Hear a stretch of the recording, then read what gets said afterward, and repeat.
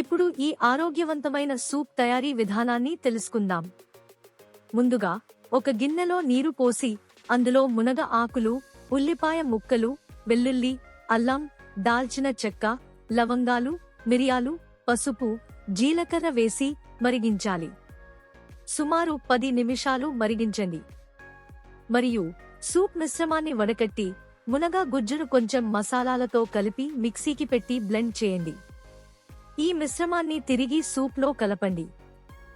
ఇప్పుడు సూప్ను వేడిగా సర్వ్ చేయండి. గిన్నెలోకి తీసుకుని పైగా కొద్దిగా నెయ్యి, కొత్తిమీర మరియు నిమ్మరసం చల్లవచ్చు.